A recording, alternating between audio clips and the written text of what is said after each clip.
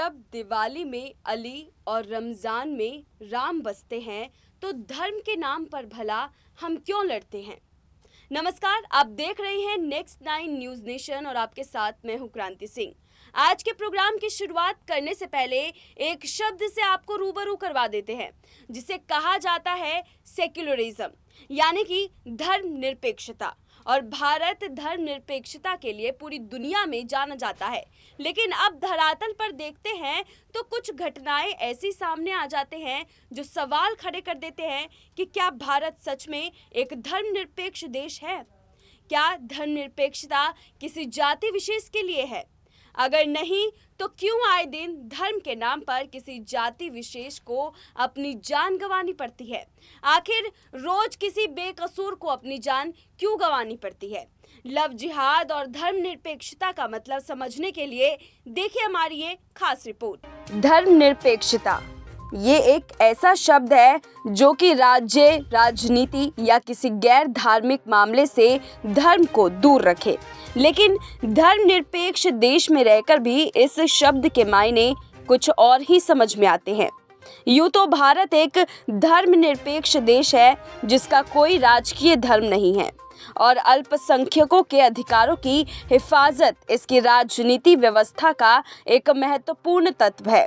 भारत को एक लंबे संघर्ष के बाद 15 अगस्त 1947 को ब्रिटिश राज से मुक्ति मिली। यह संघर्ष समावेशी और बहुवादी था। जिस संविधान को आज़ादी के बाद हमने अपनाया उसका आधार थे स्वतंत्रता, समानता, बंधुत्व और न्याय के वैश्विक मूल्य।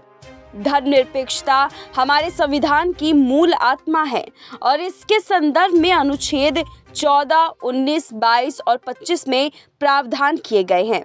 हमारा संविधान देश के सभी नागरिकों को अपने धर्म के आस्था रखने, उनका आचरण करने और उसका प्रचार करने की अबाध स्वतंत्रता देता है।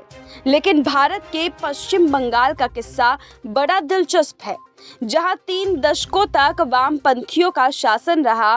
प्रदेश के पूर्व और पश्चिम मिदनापुर, नदिया, उत्तरी बंगाल, उत्तरी 24 परगना जैसे इलाके बांग्लादेश की सीमा से लगे हुए हैं और कानून से बचकर संरक्षण पाने के लिए यहाँ आ बसे। बांग्लादेशी घुसपैठी कभी वामपंथियों के समर्थक हुआ करते थे, लेकिन जब पश्चिम बंगाल में टीएमसी सुप्रीमो ममता सत्ता में आई तो उसके लिए मर मिटने के लिए तत्पर हो उठे। इतना ही नहीं, घुसपैठियों ने पार्टी के इशारे पर इनमें मौजूद जिहादी तत्वों ने संगठित हो वामपंथियों को ठिकाने लगाने में कोई कसर नहीं छोड़ी। बात यहाँ तक आ पहुंची कि अपना खेत जोतना तक वामपंथियों के लिए मुश्किल हो गया। कई अपना राशन कार्ड उनके हाथों गवा बैठे, जिसके कारण सरकारी योजनाओं का लाभ उनके लिए दूर की कोड़ी हो गया। इन परिस्थितियों में एक समय वो भी आया जब इन्होंने देखा कि हिंदू ध्रुवीकरण से भाजपा मजबूत स्थिति में आने लगी है, तो इनमें से कईयों ने भाजपा के शरण में शरणार्थी बनने में अपनी भलाई समझी और वामपंथी बांग्ला के अपने कटु अनुभवों को याद करने से भी डरने लगे। यदि याद करें तो दिल्ली वासियों की घुसपैठियों के हाथों हुई दुर्गति को समझने में गलती ना करें। उनके साथ जो सरकार के विरुद्ध आज खड़े हैं, उन्हें शायद इस बात का ध्यान नहीं है कि एम्नेस्टी इंटरनेशनल के हवाले से खबर आई थी कि म्यांमार में रोहिंग्यानों ने कभी जिहादियों की रहनुमाई में बौद्धों के साथ साथ वहां रहने वाले अल्पसंख्यक हिंदुओं के लिए भी जीवन दुभर बना डाला था, जिसके परिणाम स्वरूप वहां की जनता एकजुट हो उन्हें देश के बाहर खदेड़ने के लिए बाध्य हो उठी। ये तो एक घटना है जो आपको याद दिलाई है, लेकिन ऐसी हजार और घटना हैं जो हमारे देश को धर्मनिरपेक्ष घोषित करने से पहले उस पर कई सवाल खड़े कर रही है। आपको याद होगा केरल में एक हिंदू लड़की हदिया का मुस्लिम लड़के के साथ निकाह का मामला सुप्रीम कोर्ट तक गया था, क्योंकि लड़की के पिता अशोकन ने इसे लव जिहाद का मामला बताया था। लेकिन कोर्ट ने हदिया का पक्ष सुनकर उसे इस्लाम के अनुसार वैवाहिक जीवन बिताने की अनुमति दे दी थी। लेकिन बाद में अशोकन ने अपने 50 साथियों के साथ भाजपा की सदस्यता ग्रहण कर ली थी। यही अशोकन कभी समर्पित कामरेड को वामपंथ के लिए जूझ मरने को तैयार रहा करता था, लेकिन लव जिहाद के मामले में अपने दल का सहयोग मिलने के स्थान पर जब उसे उसकी ओर से विरोध का सामना करना पड़ा तो उसे वामपंथियों की धर्मनिरपेक्षता के मायने समझ में आ गए। चलिए अब हम आपको धर्मनिरपेक्ष भारत पर सवाल खड़ा करता एक और वाक्य से रूबरू करवाते हैं। भारतीय संविधान के रचयिता बाबा साहब अम्बेडकर के मना करने के बाद भी जोगेंद्र नाथ मंडल मुस्लिम लीग से जुड़कर पाकिस्तान में जा बसे थे और वहां के प्रथम कानून मंत्री भी बन गए।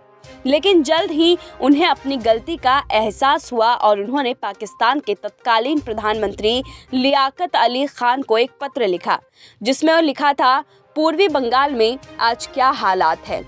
मुझे मुसलमानों द्वारा हिंदुओं की बच्चियों के साथ दुष्कर्म की लगातार खबरें मिल रही हैं।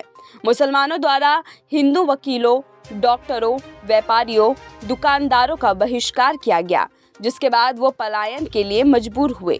हिंदुओं द्वारा बेचे गए सामान की मुसलमान पूरी कीमत नहीं दे रहे हैं। विभाजन के बाद पश्चिम पंजाब में पिछड़ी जाति के 1 लाख लोग थे। उनमें से बड़ी संख्या को बलपूर्वक इस्लाम में परिवर्तित कर दिया गया। मुझे एक सूची मिली है जिसके अनुसार 363 मंदिर और गुरुद्वारे मुसलमानों के कब्जे में हैं। इनमें से कुछ को कसाई खाना और होटलों में तब्दील कर दिया गया है। ये सब कुछ जब पाकिस्तान में नहीं थमा और पाकिस्तान और उसके हुक्मरानों से मोहभंग होने पर जोगेंद्र नाथ मंडल भारत वापस लौट आए और पश्चिम बंगाल में रहने लगे। ये सब सुनने के बाद आप लोगों को क्या लगता है? क्या भारत एक धर्मनिरपेक्ष देश है? क्या धर्मनिरपेक्षता के यही मायने होते हैं जो इस वक्त हमारे देश में हैं? जब दिवाली में अली और रमज़ान में राम आते हैं तो आखिर क्यों धर्मनिरपेक्ष होकर भी भारत के इतने टुकड़े हो रखे हैं जहां धर्म के नाम पर लव जिहाद आम हो गया है? ऐसी धर्मनिरपेक्षता को लेकर आप लोगों का क्या कहना है, हमें कमेंट करके ज़रूर बताएं। तब तक मुझे दीजिए इजाज़त और ऐसे ही तमाम अपडेट्स के लिए बने रहिए हमारे साथ और देखते रहिए नेक्स्ट 9 न्यूज़ नेशन। नमस्कार।